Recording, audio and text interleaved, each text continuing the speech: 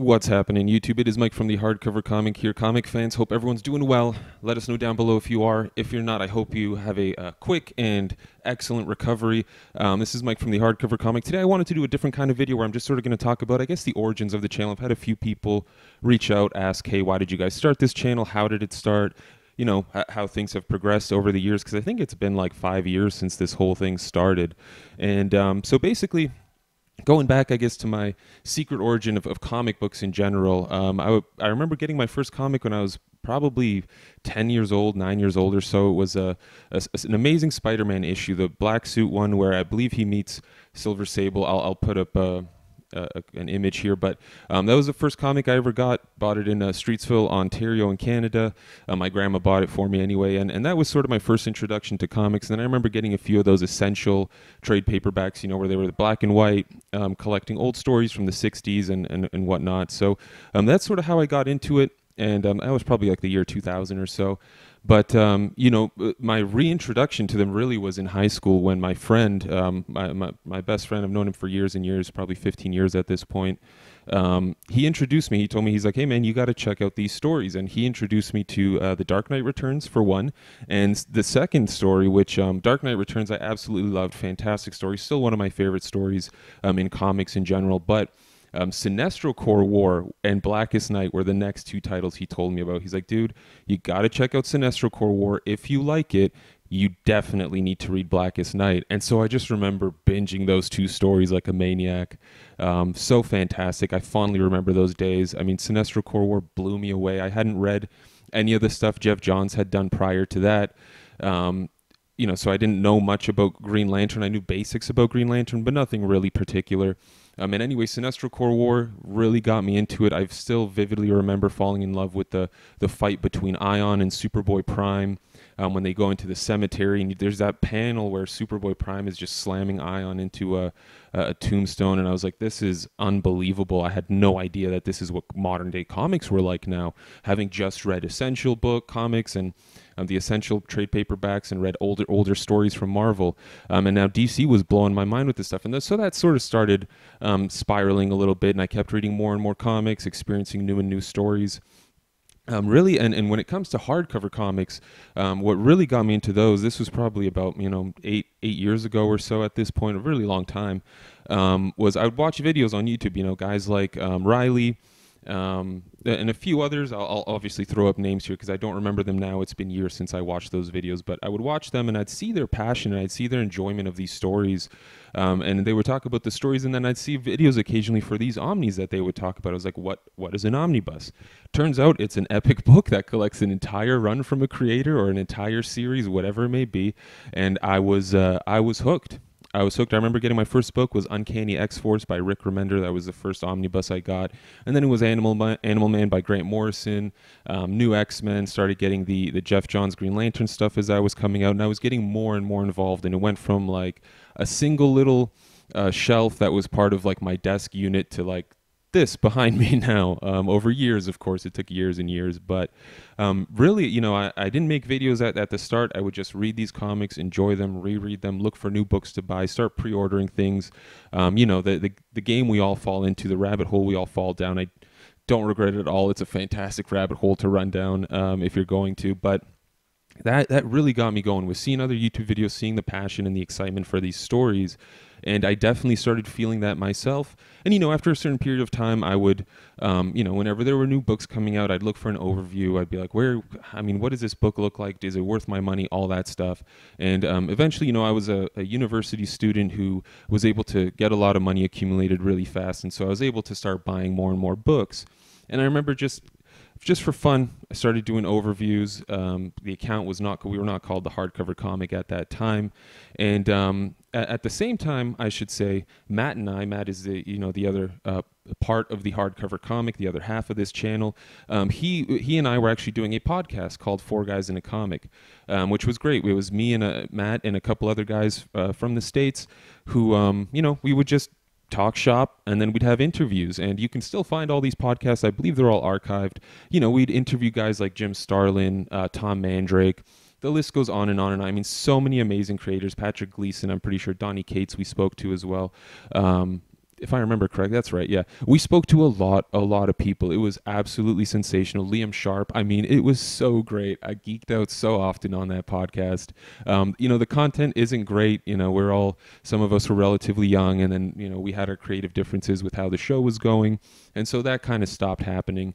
But it was really great while it lasted. I got to learn a whole lot about the industry, learn about a whole bunch of creators, and I still really enjoy going back and listening to some of those podcasts just to see, even personally, how much my thought process has evolved and how much my conversation has evolved, because it was kind of rough, man. It was kind of rough back then. But if you're interested in those, I'll put a link down in the description. You can listen to those old podcast episodes, learn about some new comics, listen to some creators talk about their process and how they got into the industry and what they love about the industry.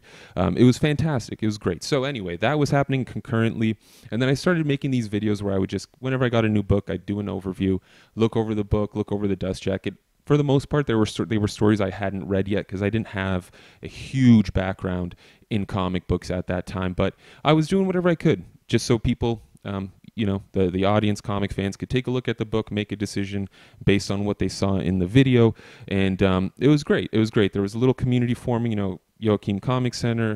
There was a guy named Austin Caldwell, who I know is a fan now, who's making videos, and more and more people started making these overview videos, graphic novel haul videos. It was great. It was really, really fun to see that sort of grow and evolve, and see the community expand, and people were able to share more. And not everyone could buy every book, and of course, guys like Omar were thriving with their channel as well. It was fantastic. It still is. It's still great.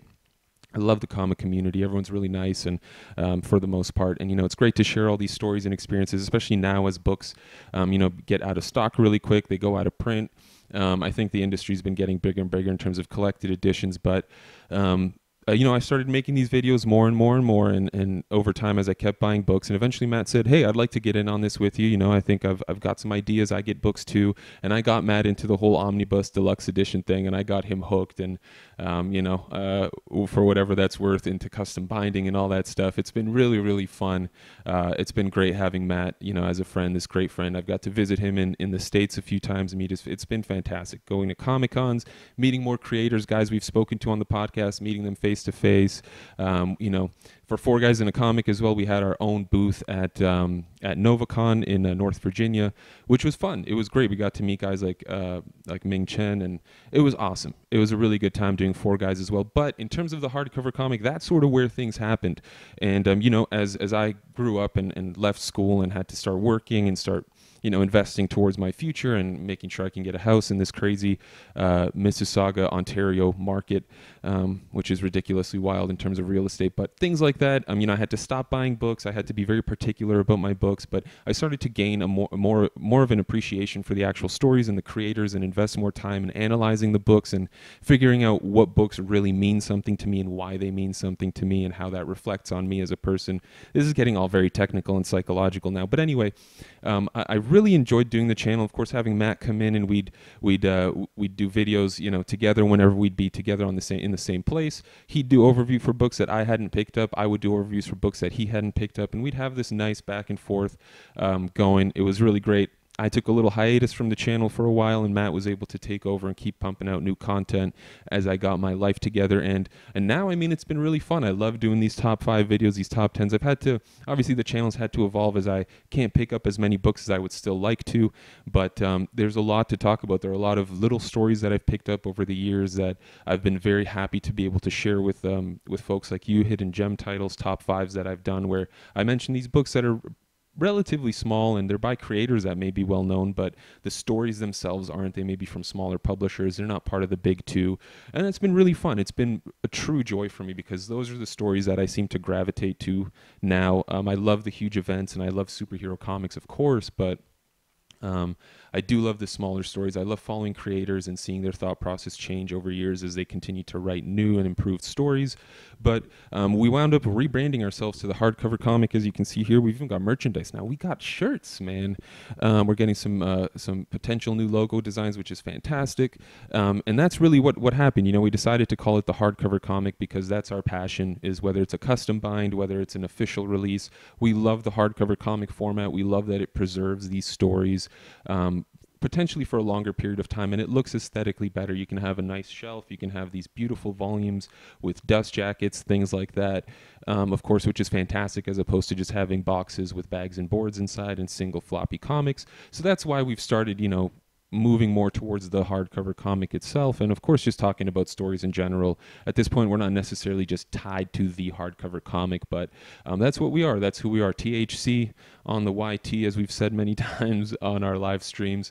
But that's pretty much it. I still love comic books very dearly. Of course, I can't buy as many books as I used to be able to, but it's made it very interesting to make decisions that I'm going to have to deal with for a very long time. And of course, I'm sure if you guys you want to go back, there's these videos from years and years ago. You can see how much things have evolved. It went from Matt and I just holding a phone in our hands and recording things to having a whole little production thing going on, doing some video editing, multiple videos going at the same time, screenshots, all that fun stuff. It's been really great to learn new things and learn about comics, and of course interact with you lovely folks. It's been fantastic on these live streams. We've got a whole book club going now on this phone app called Line. If you're interested in that, I'll leave details down below. It's been amazing, and I just want to thank you all very much. It's been a long, it's been 7 years, 8 years maybe. This has all just been fun for me. This isn't a business for Matt or I. We just love comics, and we just want to talk about them and share that love with other people, so hopefully they can discover stories that we enjoyed so much and keep that going and keep growing it, because stories are fantastic. It's great. Regular life is fantastic, but having these stories that can influence the way you think, influence your personality, influence how you analyze things in the world, give you a different perspective, whether it's a different part of the world, a different culture, a completely fantastical setting. There's always something wonderful in a story that you can take away from it, or just enjoy a nice superhero beat-em-up comic. Either way, we're really happy that we've been able to get any fans at all. We appreciate everyone's comments, everyone's likes, whoever subscribed, our Patreon. It's been an absolute wonder to be able to share these amazing experiences with you guys, and we hope that you enjoy them as well. But in terms of people looking to start a new channel, just do it. Just get like an overhead camera stand, get a tripod, just start making videos, just start putting yourself out there. If you have a passion for this thing, if you like comic books, if you love a certain story or a book in your shelf, you'll find out how quickly you can end up blabbering on about it for minutes and minutes and minutes on end without even knowing it. Start learning editing, start learning, making dust jackets, doing things. You'll just start opening up these avenues in your mind if you're creative and passionate enough. So if anyone's been wondering what to do, just do it. Just go and get started. Start making videos. You'll learn so much along the way. You'll start getting more interested, doing research, buying new equipment, all that fun stuff. It's really a great time, and being part of the Hardcover Comic has been absolutely wonderful. So big shout out to Matt, my brother down in Nebraska. Love that man to death. I'm so glad I've been able to meet him and develop that friendship with him. And thank you all very much for being, fans of the hardcover comic, being fans of comic books in general. It's such a fantastic medium that gets shorthanded. Oftentimes people think they're just storybooks for kids, and it's a huge misconception. Just give anyone any Alan Moore story or Vertigo story or Image Comics book, or honestly any even DC or Marvel book nowadays. It's so much more than a cartoonish book for children. But I've been rambling as always. Hopefully this inspires some people. Hopefully you guys were interested in learning a little more about the secret origin of Mike from the Hardcover Comic. And check out 4 Guys in a Comic podcast. Those are some great episodes. Matt and I are part of them, along with our other cohorts on that show. But yeah, thank you all very much for tuning in. This is Mike from the Hardcover Comic. Please subscribe if you haven't already. This is what we do. We post content like this regularly. We're going to be getting back into the flow of doing live streams and all that fun stuff. I'm going to be picking up some binds in a couple weeks. I'm very excited about those. But thank you all very much once again for tuning in. Hope you guys are all doing well. If you're not, like I said at the start of the video, I wish you a quick and excellent recovery. And until next time, as always, you stay classy, Internet.